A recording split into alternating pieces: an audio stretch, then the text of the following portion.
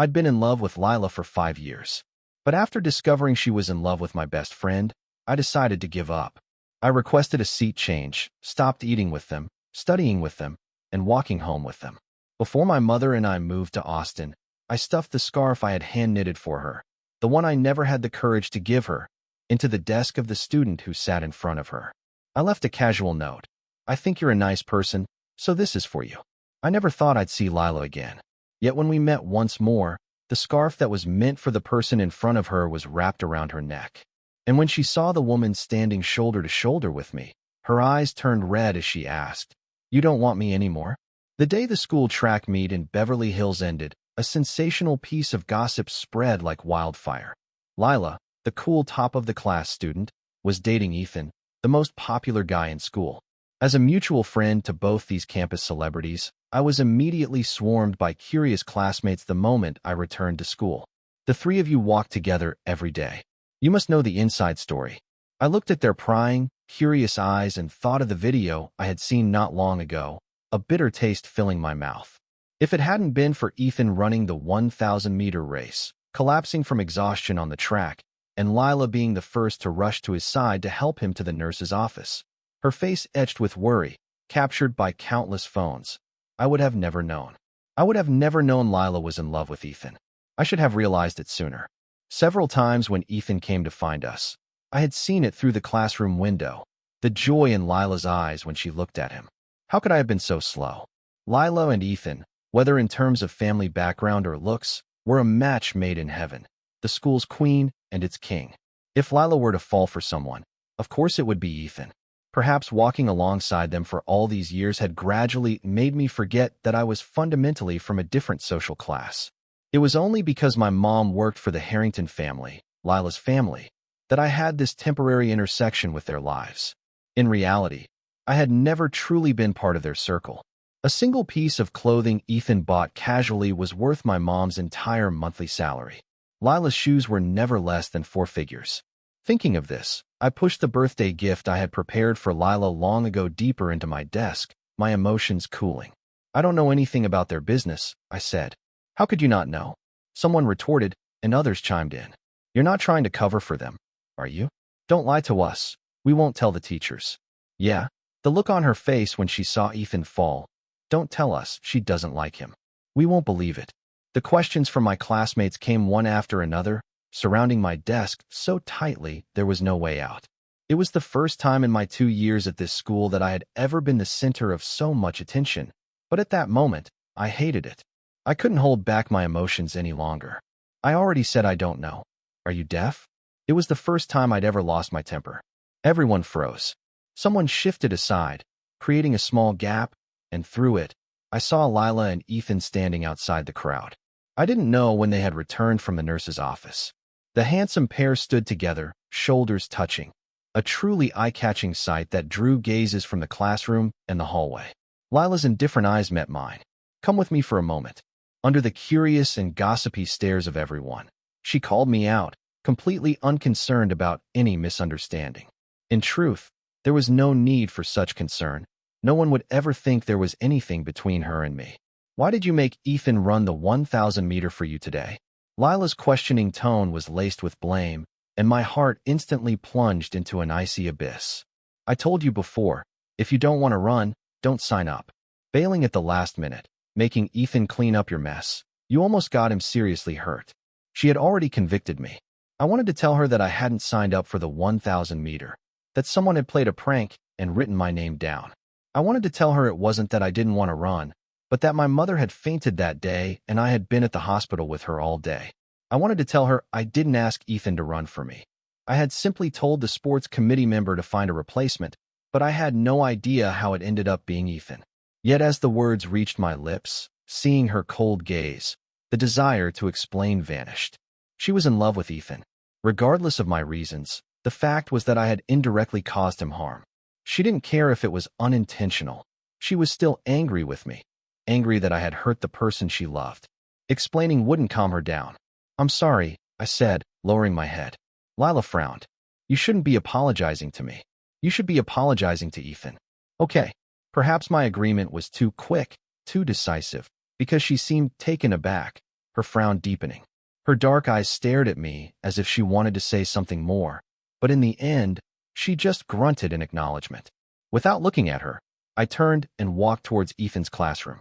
Ethan wasn't in the same class as Lila and me.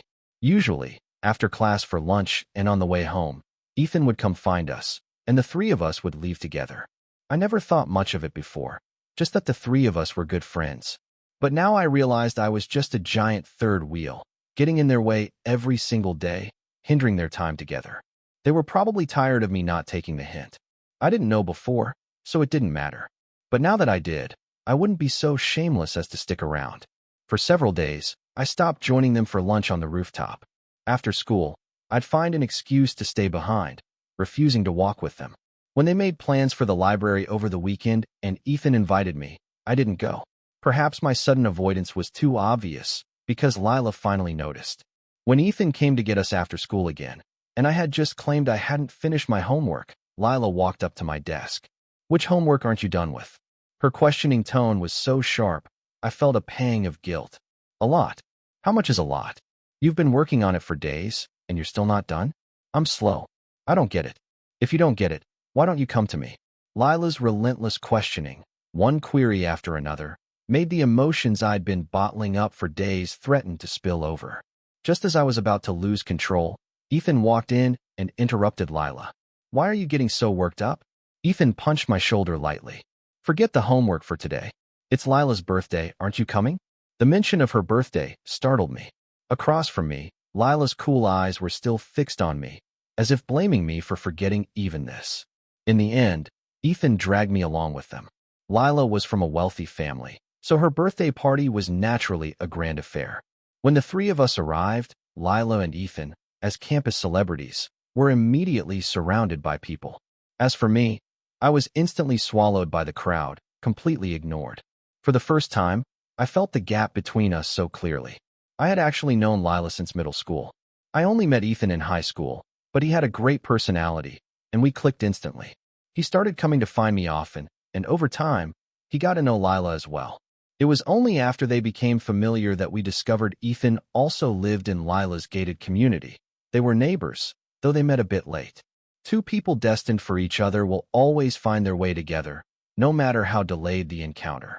Across the sea of people, I watched Lila and Ethan being playfully pushed together by the crowd.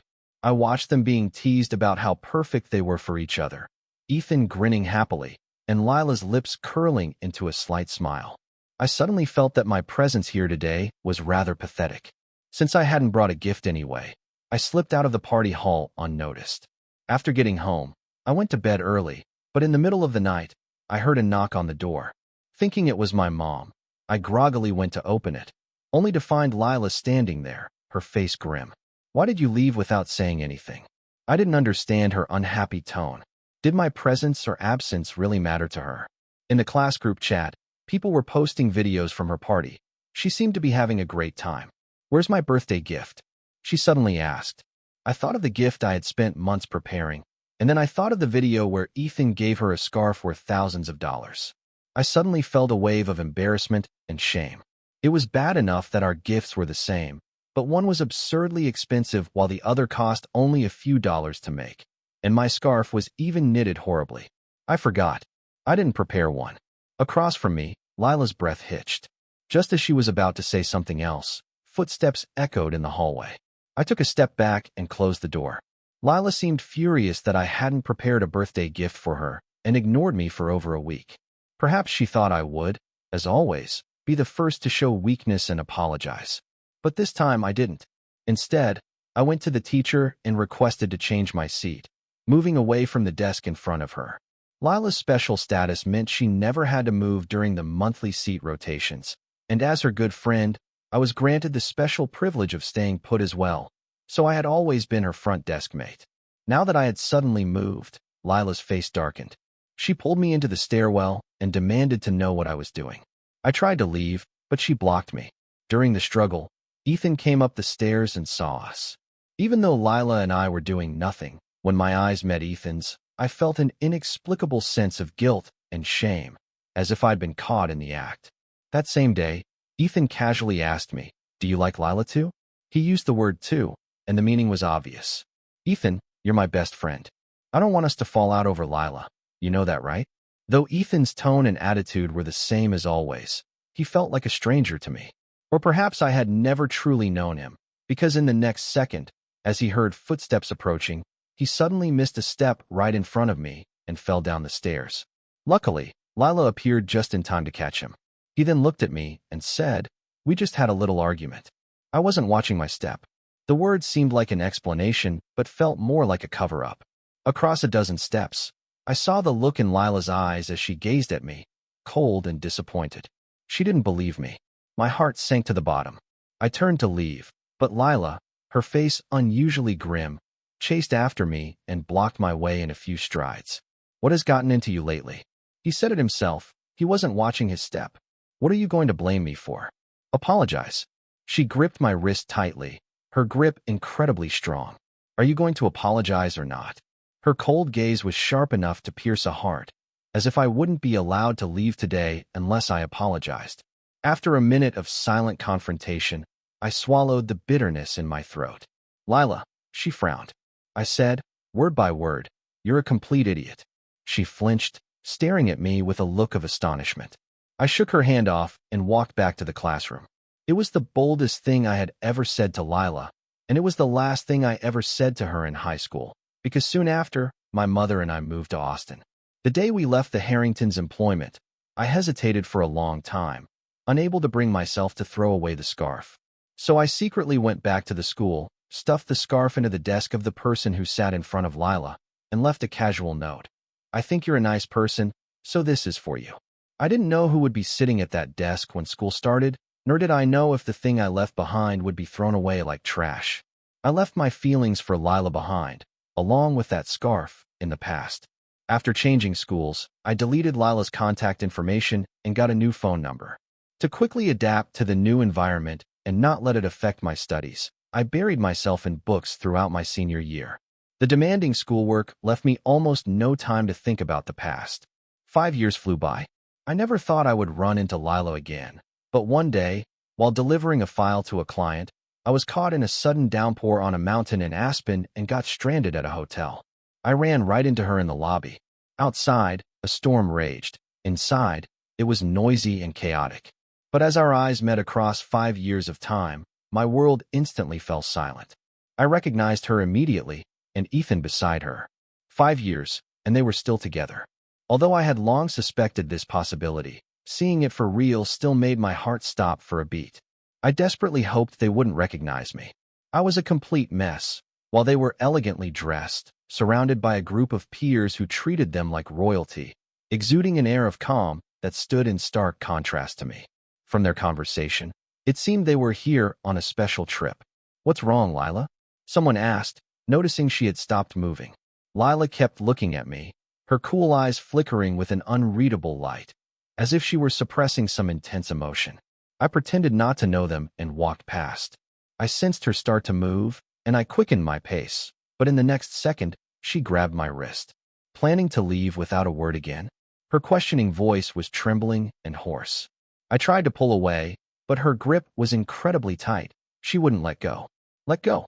She frowned, about to say something, but her friends had already caught up. "Lila, who are you saying hi to?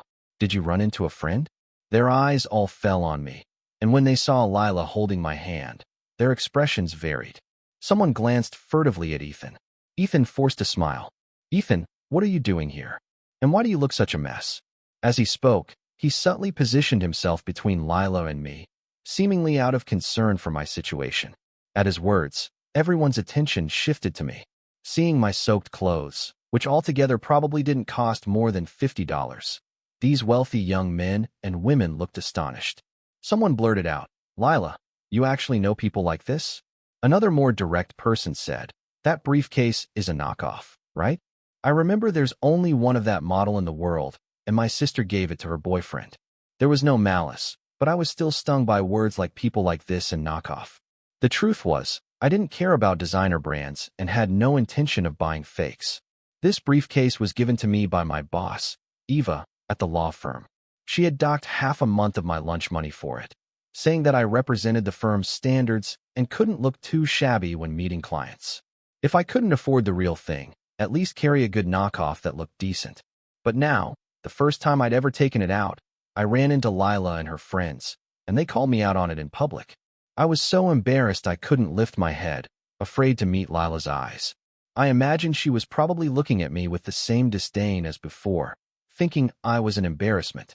Lila, Caleb, what's your relationship with him? Lila looked at me, hesitated for a moment. He's my. Seeing her struggle, I finished for her. High school classmate. We weren't very close. As soon as I said it, her face fell. Ethan, since we've run into each other, why don't you hang out with us? Ethan suddenly threw an arm around my shoulder, acting friendly. But I caught the fleeting look of disgust in his eyes. I used to be naive and missed these surface details, but now, after being toughened up by my boss, I saw Ethan for what he was, a two-faced backstabber. He was friendly to me back then, probably because I was close to Lila, but now that I had no value to him, why was he doing this? No thanks, I said coldly. I have things to do. You guys have fun. I was about to leave when Lila blocked me again. What things do you have to do?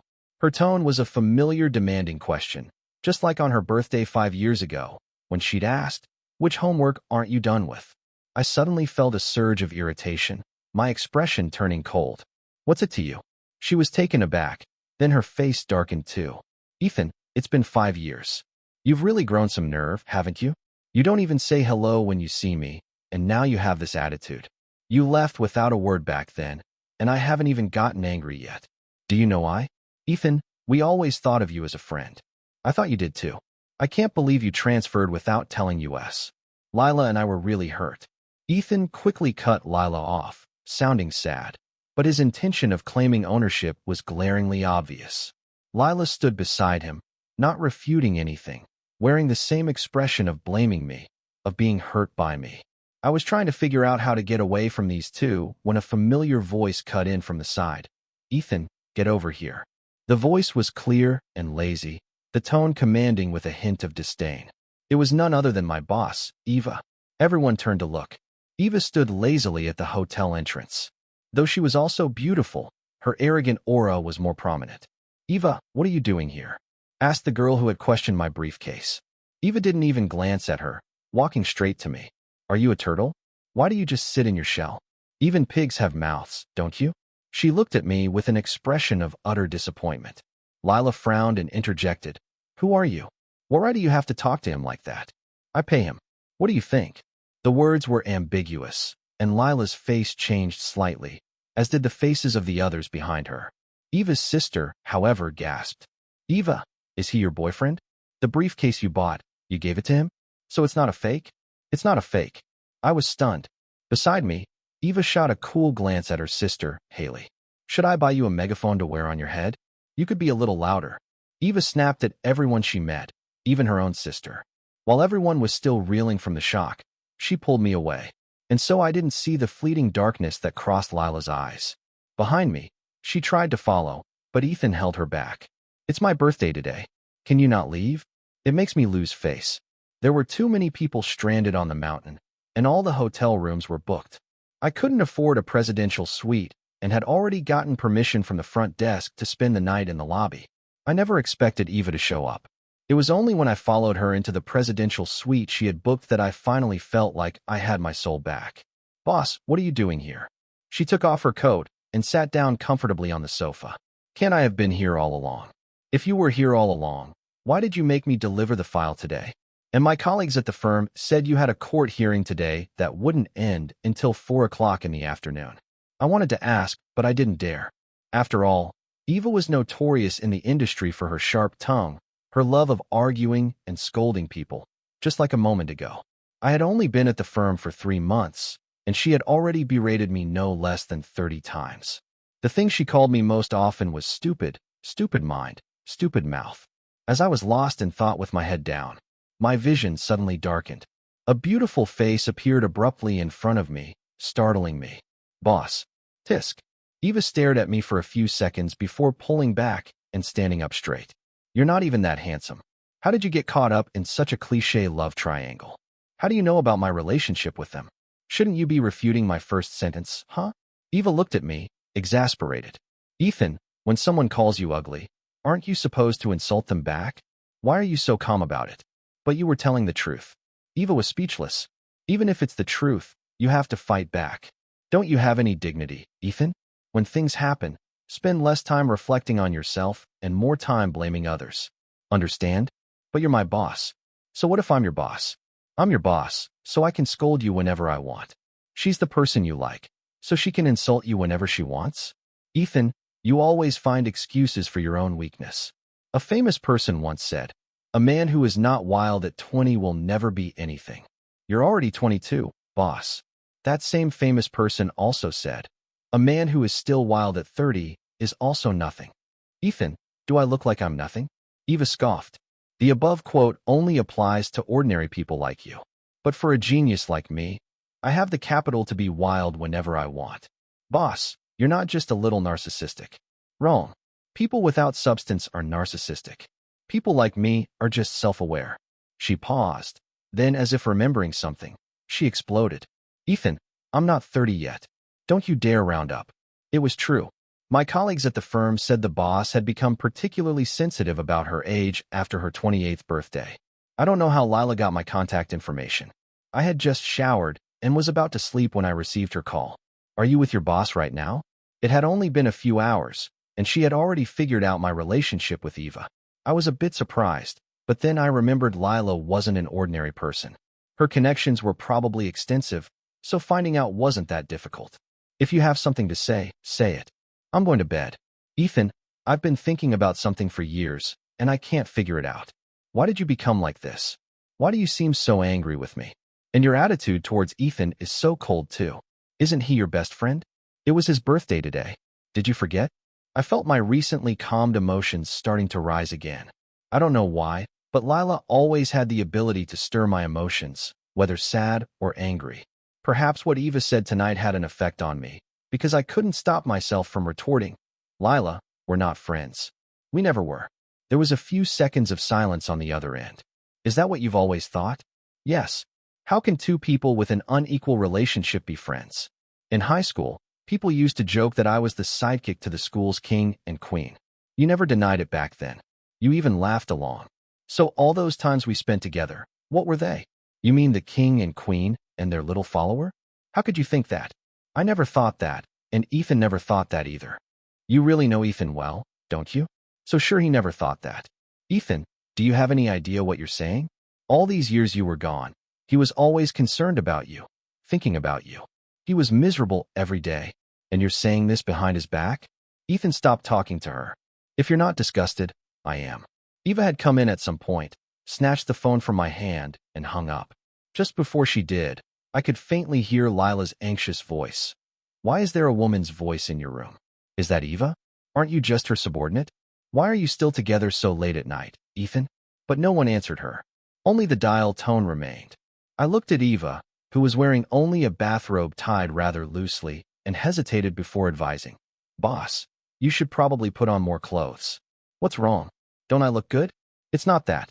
It's the middle of the night. A man and a woman alone. Ethan, Eva said with an incredulous look, what is your mind filled with? Thinking about this nonsense all day. No wonder you're just a legal assistant. Boss, I'm a legal assistant because I haven't passed the bar yet, and I'm young. Eva's face darkened. As expected, when her age was mentioned. After a moment, she said gloomily, Ethan, if you could use the talent you have for pissing me off on that scumbag couple tonight, I would be much more gratified. Scumbag couple? I was shocked by Eva's choice of words. She looked so elegant and refined, but why did her speech always ruin her image? Remembering something, I suddenly said, Boss, that briefcase you gave me. What about the briefcase? You think I overcharged you? I already had someone give me a discount on it. No negotiations. If you don't want it, throw it away. No refunds. Without listening, she turned and walked away. The rain fell all night and still hadn't stopped, forcing everyone to remain stranded. Eva seemed very busy. From the moment I woke up, I saw her in meetings and on the phone. I had no idea why such a busy person would have impulsively come up the mountain last night only to get trapped. When I went to the hotel cafeteria for breakfast, I saw Lila and Ethan from a distance. Unsurprisingly, they walked over to me, followed by their 3 friends, one of whom was Eva's sister. Can we sit here? Lila asked. As she got closer, I noticed her complexion was terrible, as if she hadn't slept all night.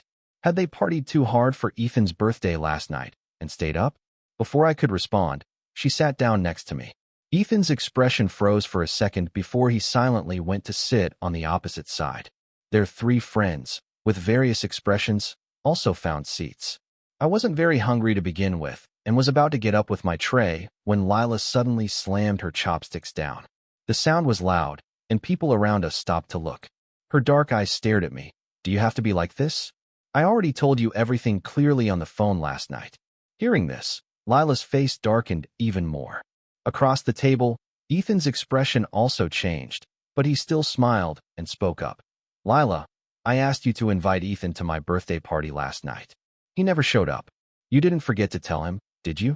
He was so busy last night. How could he have time for us? Busy? What could he be busy with so late at night? Ethan, you've wasted all these years thinking about him. Some people are just cold-hearted and not worth your concern. The two of them went back and forth with their passive-aggressive remarks. I couldn't be bothered to deal with it and got up to leave. Lila's expression changed. She stopped talking and quickly grabbed my arm. Let's talk. Talk about what? Ethan, get over here. Eva suddenly appeared, her commanding tone making me instinctively shake off Lila's hand and walk towards her. Boss. Eva's lips curled into a kind smile. What did I tell you last night? Boss, I just don't think arguing is meaningful. Ethan, if you let them walk all over you, I might just die of frustration. And then where would you be? Eva glared at me, her face a mask of disappointment. Haley had been quietly observing the drama since the beginning. Now she sidled up to Eva. What are you doing here? Is it for work? Don't stand so close. Why? You're ugly, and it's offending my eyes. When Eva led me away, I was prepared to be scolded again. But surprisingly, she didn't say anything. Just told me to eat up and then get back to work with her. Even though we're trapped here, we must strive to create a working environment, no matter how bad the conditions are. Understand, Ethan? I looked around the luxurious presidential suite, then at Eva's serious face and nodded hesitantly. I've added a few new points to this case. Revise the contract, okay? I looked at her new requirements and hesitated slightly. Boss, if we raise the price this much, won't the client be angry? Cooperation is a matter of mutual free will. If she's not happy, she can find someone else. But this case is so difficult. No one can win it for her except me. So confident. Ethan, you must remember, when you are powerful enough, the world will accommodate you. When you are weak, your quietness is seen as dullness, your detachment as cowardice, and your friendliness as sycophancy. Boss, I get it. So your bad temper is just low emotional intelligence? The presidential suite offered complimentary access to a hot spring. Eva said we shouldn't waste it and insisted I go for a soak. The moment I entered, I ran into Ethan, but from his posture, it didn't look like he was there to bathe. It seemed he had seen me coming and deliberately followed me. Ethan, can we talk? He had the same expression he wore when he was about to scheme against me before. I watched him warily. What do you want to talk about?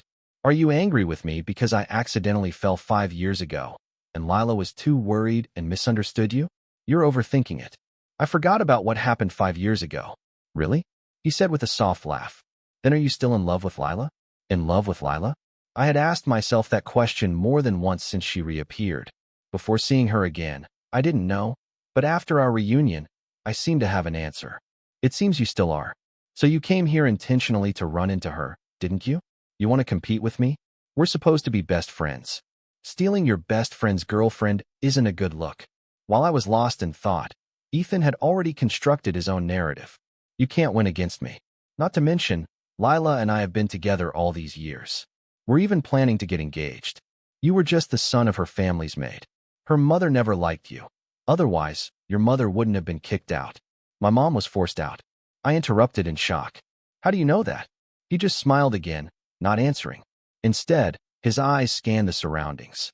He suddenly walked to the edge of the water, pretended to slip, and as he fell, he grabbed my hand, making it look from a distance like I had pushed him.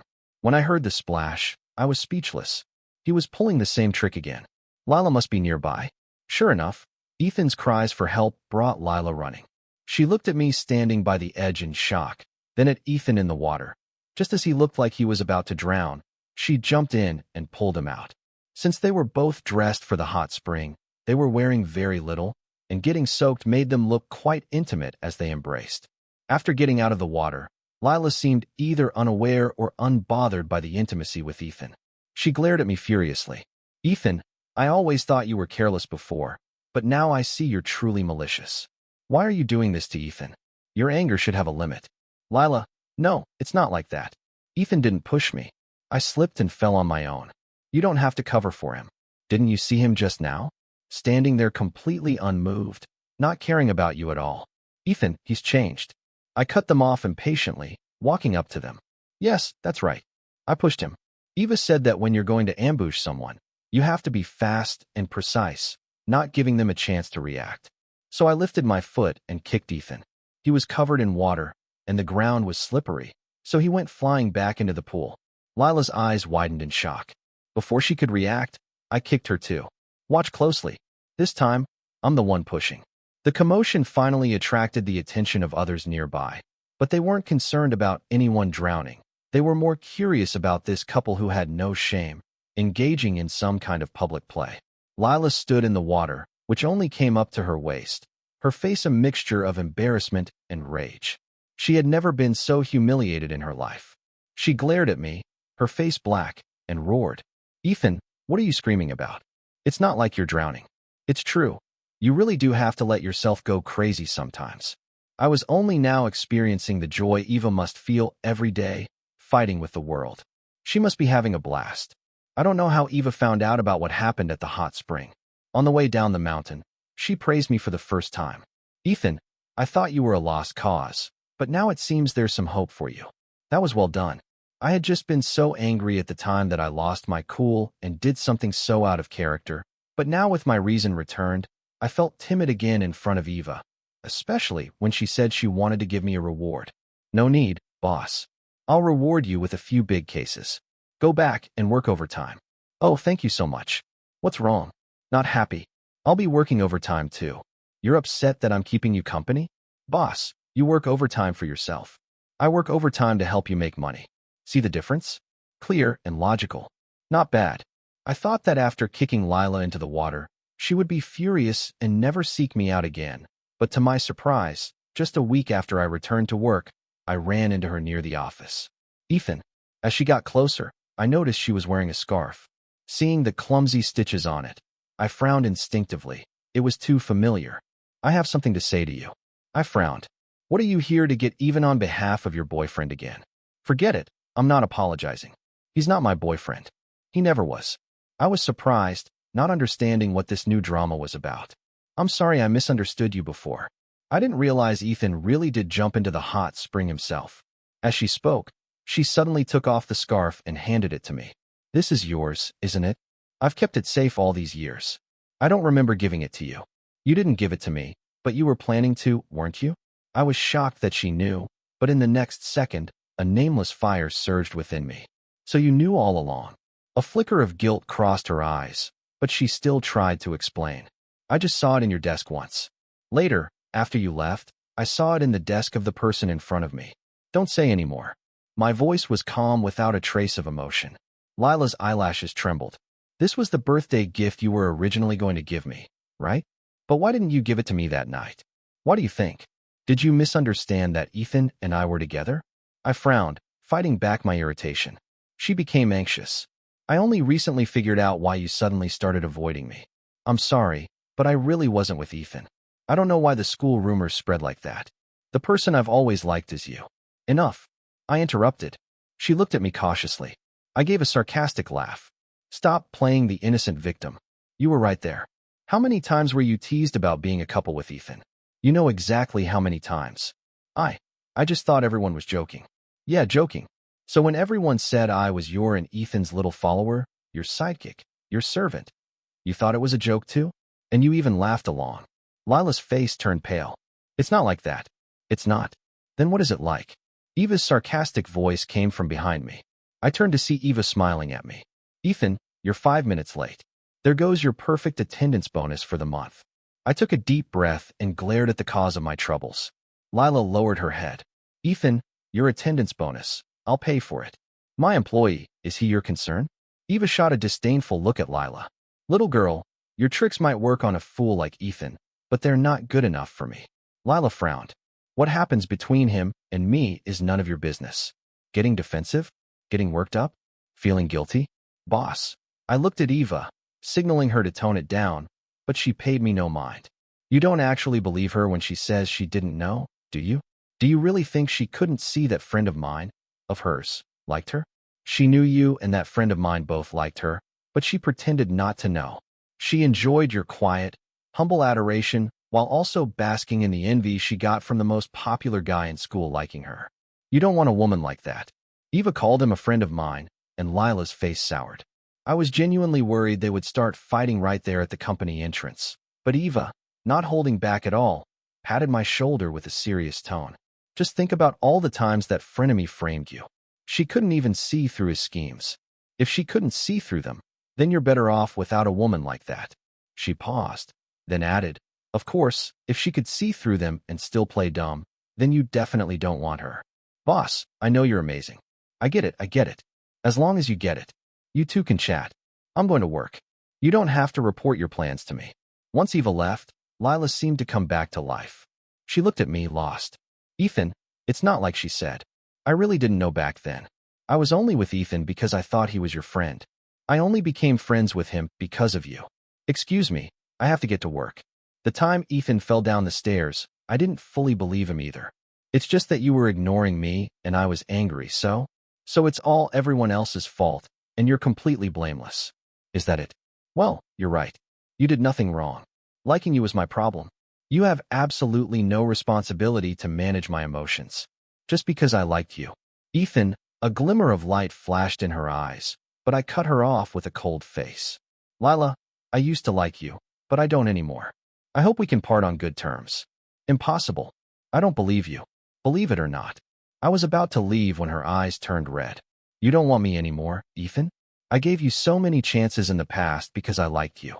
I gave others so many chances to hurt me. Now I don't want to wrong myself anymore. Throw the scarf away. It wasn't for you. Lila's face turned completely white. Lila and Ethan were either perfectly in sync or had planned it. Lila came to find me in the morning, and Ethan came to find Eva in the afternoon. I couldn't for the life of me figure out what Ethan wanted with Eva. Out of sheer curiosity, I gathered my courage and went to eavesdrop at the break room. But as soon as I got close, I heard Ethan bad-mouthing me. Ethan is really lucky. His looks are average, his family background is average, and his education is average, but he managed to get a great beauty from the legal world to do all this for him. Kid, how old are you to be so good at playing games? Were you a green tea spirit in your past life?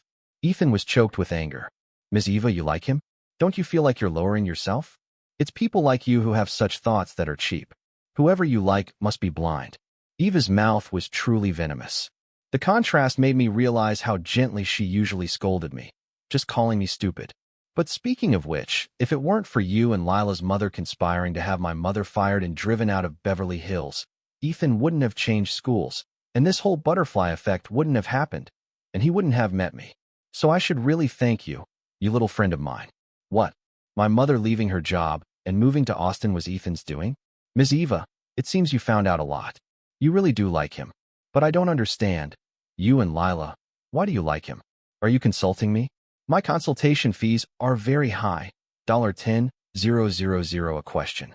I usually bill by the second when I talk to people. I'm giving you a discount today. Eva, are you insane? I was still reeling from the revelation about my mother's job when Ethan suddenly opened the door and ran right into me. Ethan glared at me and stormed off in a rage. My eyes met Eva's in the meeting room. I remembered she hadn't denied liking me earlier and felt a pang of guilt. I was about to slip away when Eva called me back. Where are you running? Got some nerve eavesdropping. Boss, I was wrong. Is there anything you want to ask? Yes. She raised an eyebrow. Why did Ethan come to see you? He just said, you've done all this. What did you do? That's what you're curious about?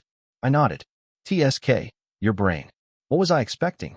She paused, then said irritably, what happened between you and her at the hot spring? I had my sister record it. I just sent the recording to that Harrington girl. I was surprised. How did she get a recording so quickly? You knew he was going to frame me? How do you know him so well? TSK, who knows him? I just understand how people with devious minds work. right? She was starting to praise herself again. I hadn't heard from Ethan or Lila for a long time. I was so busy with work that I had almost forgotten about them. But one day, Eva suddenly handed me her phone and showed me a video. It turned out that Lila and Ethan's families had arranged an engagement party for them, but Lila didn't show up. She only left a pre-recorded VCR. In the video, she looked drunk and, abandoning her long-cultivated image of an ice queen, declared that she would rather die than marry a frenemy like Ethan. Many people had come to the engagement party, and her stunt made Ethan lose a tremendous amount of face. I heard they had a huge fight after the party, and their childhood friendship finally ended on a sour note. On my way home from work, I ran into Lila near my apartment. I didn't want to deal with her, but she came up and grabbed my hand. "Ethan, please give me one more chance. I'll be good to you from now on, I promise. I've only ever liked you." I felt helpless. "Lila, I told you I don't like you." "Ethan, you dare be polite to me one more time?" A sinister voice came from behind me. It was Eva. "What are you doing here?" Eva glared at me, ignoring my question, and looked at Lila. "He's mine. Let go of him with your paws." I have to admit, Eva was quite intimidating. Lila became much more docile. Eva stood in front of me, looking at me. "When are you going to stand up for yourself?" She glared at me so intensely that I started to doubt myself. I felt if I didn't say something, she wouldn't let me off the hook. Beside us, Lila was still looking at me. I was silent for a long moment, then looked up at her seriously. "Lila, get lost. I don't want to see you again. The sight of you makes me sick." Lila's face turned pale. In front of another woman, she felt an unprecedented sense of humiliation. "Are you serious?" "Very serious." Lila looked utterly defeated. As soon as she left, Eva let out a tisk. "Did you have to say get lost so gently? I know this personality of mine isn't very likable. A lot of people hate it, but I can't help it. This is who I am. What can I do?" "You don't hate it." I was surprised. She answered with a serious face. "At least I don't." My heart suddenly started beating very fast. What was happening? I suddenly thought of the question I had ignored before, and on an impulse, I blurted out, "Boss, are you in love with me? Isn't it obvious?" Why was it that some people could admit they like someone with such pride, while I used to be so ashamed? "Why do you like me?" Like Ethan said, I have nothing to offer. TSK, whatever he says goes. "Why are you so easily manipulated by people?" She paused, her tone shifting. "But I like you just the way you are, a wimp." "A wimp?" Seeing me stare at her, she looked uncharacteristically embarrassed and turned my head away. "Your personality, it's not so bad. The world has to allow some people to be quiet and clumsy. Then why are you always trying to change me?" "I'm not trying to change you. I just hope that when you encounter problems, you don't always wrong yourself." My heart skipped another beat. I looked down at her under the dim moonlight. The woman's eyes were sincere. "You can be quiet, you can be dull, but you cannot let people bully you." I don't know how much time passed under the moonlight. My weak voice spoke up. "Boss, you used to scold me all the time. I have some psychological trauma from it. Then I won't scold you anymore. Will you reconsider then? Can I take a long time to consider? How long do you want?" "I don't know." I didn't agree to Eva's proposal to date that night. I had just graduated, and the social status gap between me and Eva was too large. I was afraid it would be like before, always looking up at someone and ending up feeling inferior. "Boss, I'll work hard to catch up to you." Eva chuckled from behind her computer. "Ethan, I'm a genius and you're a mediocrity. How could you possibly catch up to me in this lifetime?" "Boss, didn't you say you wouldn't scold me anymore? Is that scolding?" "I'm just telling the truth." "Is that not allowed?" "Fine, I was wrong. I promise I won't say it again." "You said the same thing yesterday." "Ethan, you're pushing your luck. I usually only let my boyfriend push his luck with me." "Boss, I'm going back to work. Dinner together tonight, okay?" Eva smiled slightly. "Go on.